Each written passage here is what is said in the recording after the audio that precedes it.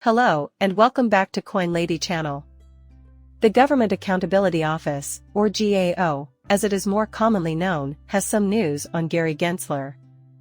This is a government agency that has concluded that the SEC's controversial Staff Accounting Bulletin S8B 121, which mandates that crypto custodians record customers' digital assets as liabilities on their balance sheets, is a rule, not merely guidance, and thus require the SEC to submit to Congress for approval, which it did not ensure the SEC would do. This is huge, as Gary Gensler has been caught repeatedly committing illegal acts while employed by the SEC. And you may argue, well, Tony, these guys in Washington, D.C. are not doing anything to Gary. But keep in mind that they are making an argument. Gary Gates is losing in court to Grayscale and Ripple, and they're trying to keep track of all the times it happened. Right, and he's fighting Coinbase right now. And judges are ripping the SEC a new one in court. Therefore, they will be able to take action even as they are constructing their case, and that's the insight I've had from many of them right now. Since the Biden administration is in power, Elizabeth Warren and Gary Gensler, the gimbal, wield a great deal of influence thanks to the government's support. The Democrats have appointed Gary Gensler. So many persons don't understand this relationship that even if the Republicans and the House Financial Committee want to take action, they have to step softly, because Elizabeth Warren has so much power.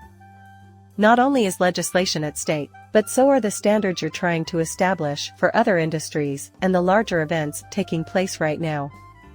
That squares with what I've learned from talking to lobbyists and politicians. So, guys, the SEC's performance gets another failing grade. They are dishonest, lawbreakers, and hypocrites. And they've strayed a long way from their original intent. It's been years since I first said it. I know I keep harping on this, and I apologize if it's becoming old, but as a crypto investor, I have a vested interest in seeing Gary brought to justice by the SEC. And this guy is using illegal means to halt crypto and kill the gains that I would get by staking my coins and doing all these things, right? I refuse to accept that. And I'm here to fight, and I'm going to spread the news. And I believe many of you agree with me, and it will take all of us to make as much noise as can on social media and put out stuff there to establish the record of all the horrible things the SEC is doing and affect their optics and hurt Gary Dancer's narratives. Gary Gensler, these days, is noticeably more reserved. He's not as aggressive because he's losing, and I smell blood, and I hope you smell blood too. And we must press on, people. Now a lot of people weighed in on this. Ripple's chief legal officer Stuart Eldorado, he said as Mr. Gensler is making awful Halloween jokes on Facebook. Gary's tweets covered a wide range of topics, from Bitcoin to Halloween. His organization has been publicly embarrassed for refusing to comply with a legislation requiring a congressional review of agency rules. It appears the SEC has become the lawless Wild West of which Gensler is so fond. Yes, he is totally correct. Remember what Judge Sarah Netburn said about the SEC in the Ripple lawsuit, that they are not law-abiding and have even been branded hypocrites. And there's different examples where the judges are basically coming out saying, "What are you people doing? Are we to assume that you are not elucidating anything?" We're familiar with the SEC's legal team, we know them to be hypocrites and liars. The legislation has no effect on them. They have no intention of doing anything but shaking down businesses. We've discussed why. The incumbents on Wall Street are afraid of being disrupted and have mobilized the SEC to go after crypto startups. I think the cards are out on the table now. They want to wipe out Coinbase, Grayscale, Ripple, Binance, and so on so they can come in and take control. Fidelity, launching a cryptocurrency exchange with Charles Schwab PayPal, has released its own stable cryptocurrency. BlackRock has expressed interest in a Bitcoin exchange-traded fund. BlackRock is investing in Circular USD, and much more. Wall Street is making moves to enter the cryptocurrency market. They want access to the market, control of the market, and profits from the market, but they don't want Coinbase to be in the vanguard. They would rather not have Grayscale acquire the Bitcoin's ETF first. I can't believe they actually wanted to avoid that. They're sitting in their offices, thinking, wait a minute, these guys are coming to steal our lunch here. We need to get things under control. So they've turned Gary Gensler, a Goldman Sachs employee, or Goldman, into a weapon. Therefore, the current situation is crystal clear. The Blockchain Association's Jake Traverse-Key has weighed in, and he thinks this is a big deal. A rule under the CRA and APA, the SEC's March 2018 SAB 1-to-1 and a logical anti-crypto accounting advisory was evaluated by the GAO. Neither requirement was met by the SEC. A federal agency has come out and said it is evident the SEC did something illegal. To put it simply, SAB 1-to-1 meant that crypto custodians had to record digital asset liabilities twice. Over the past 18 months, it has cost an unimaginable amount of money in legal and consulting fees, and it has caused unprecedented damage to the cryptocurrency business. From the start, it was against the law. The SEC needs to pull SAB 1-to-1 right now.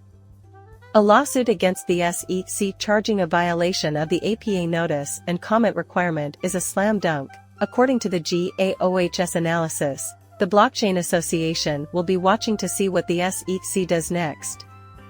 I really hope that the business community sues the SEC.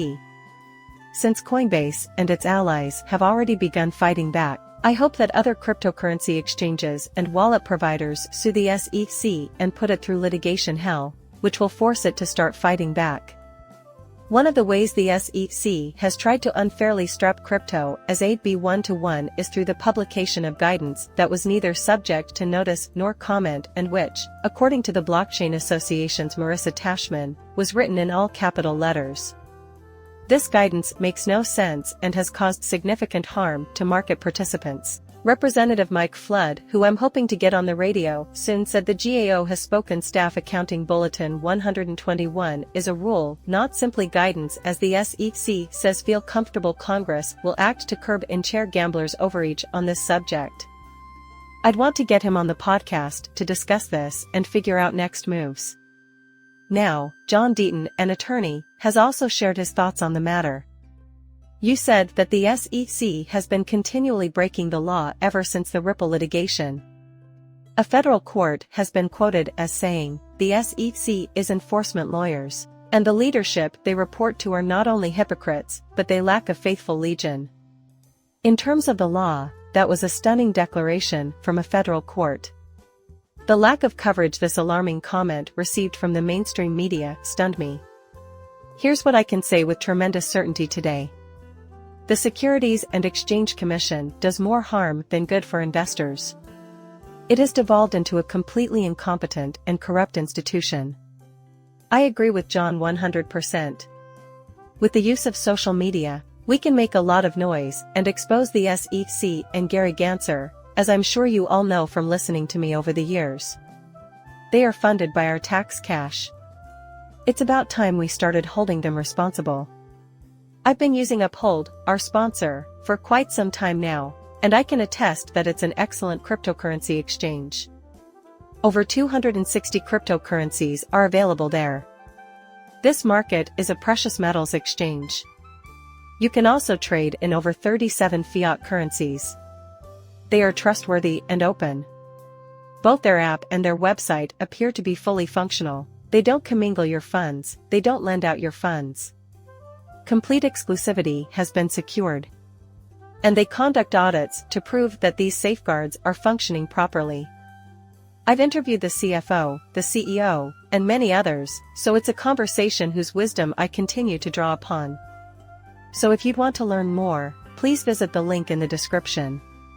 Now, attorney Jason Gottlieb posted the following analysis on the SEC versus Coinbase lawsuit, and I strongly advise you to read it and follow him on Twitter. Let me explain how this relates to the SEC versus Coinbase case, he said after mentioning the SEC's charges of fraud, internal control failings against SolarWinds and the Chief Information Security Officer. According to a statement released in SEC filings, when SolarWinds and Brown knew about specific issues in Sol, they allegedly deceived investors by merely reporting generic and hypothetical risk. The SEC approved Coinbase IPO even though it knew full well that the company would facilitate cryptocurrency trading on its platform, despite concerns over its cybersecurity measures. In light of this, Coinbase is correct in arguing that the SEC did not believe the business plan violated securities laws at the time, but the SEC's response is correct as well. Issuing an S1 is not the same as allowing the business. In addition, the SEC, as was appropriate, Coinbase warned of potential regulatory consequences. However, that's the point. The generic and fictitious nature of the risk disclosed mirrors the SEC's complaint against SolarWinds. Could be a chance of a terrible thing. It must come clean about the terrible issue. He claims that I have already litigated this issue in a case where a potentially disastrous outcome was made public. The SEC filed suit saying that the unfavorable event had occurred but hadn't been made public. Coinbase has closed comments on the previously mentioned case. If the SEC, corporate finance personnel, genuinely thought a stated terrible thing permitting securities trading without registration was happening, they would have never authorized a notice of simply the general or hypothetical hazards. If Coinbase hadn't disclosed that its business is reliant on breaking securities rules, it would have been a substantial omission. But seriously, no business would ever include something like that in an S1 because corporate finance wouldn't approve of it. The SEC is obviously being exposed for its hypocrisy and lying. We all understood what Coinbase was about before they gave us the green light to go public, so they must be doing something right. Coinbase also had to jump through several hoops. To receive an S1 and prove their public offering was legitimate, they had to jump through several hoops. Right? They must undergo an audit. In order to go public, they must meet the same requirements as any other company. The SEC's deceitfulness has thus far been exposed.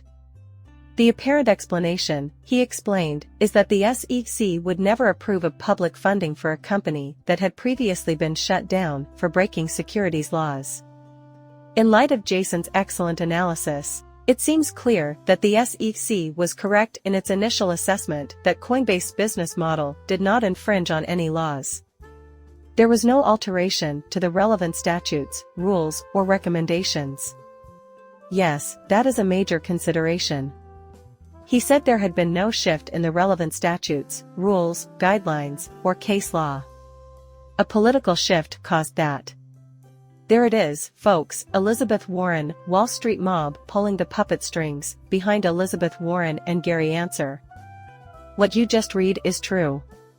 Right. I pray you all understand what's going on and why we have to fight. Jason elaborates, explaining that he was angry at a sector that wouldn't conform to the legal mandates for how the digital economy should function. The same chair, you may recall, advocated for cryptocurrency before he joined the SEC, telling an individual named Algren that you could build Uber on it. The dude was teaching crypto at MIT. He had planned to start working for Nance, but now he's making these statements and acting in this way. The reason for this is that he is really a puppet being controlled by his masters. So, it doesn't matter how he felt about crypto in the past or how he thinks about it now. He is GAMP. That's right, I've already mentioned that. Proceed. Solana nodes are now ready for deployment on Amazon Web Services, as was announced today at the Breaking Point conference. Then I have Sol tokens. I'm not very optimistic about Solana, but you know what? It's fine if I make a little money from swing trading. Despite this, I am still hesitant to invest in Solana. And I am aware that some have speculated that it is a VC pump and dump coin. Possibly, however I can't say for sure. But, hey, just watch out. Because you should anticipate being let down in some way. I see a lot of people pushing Solana. The future of this is currently unknown. At last, here we are at the end of your bogus trial. TechCrunch's Jacqueline Malanek says the prosecution has rested their case. The day of closing arguments has finally arrived. The jury deliberates to determine whether he's guilty or not on the 7 accusations linked to fraud and money laundering. The only solution is to throw this guy in jail. Let's keep our fingers crossed that he does, and that he hasn't gotten off easy recently. He is the Bernie Madoff of cryptocurrency and must be punished accordingly. Has been sent to prison. So, that's the latest, folks. Please share your thoughts in the section below. Please like and subscribe my channel. See you later, bye.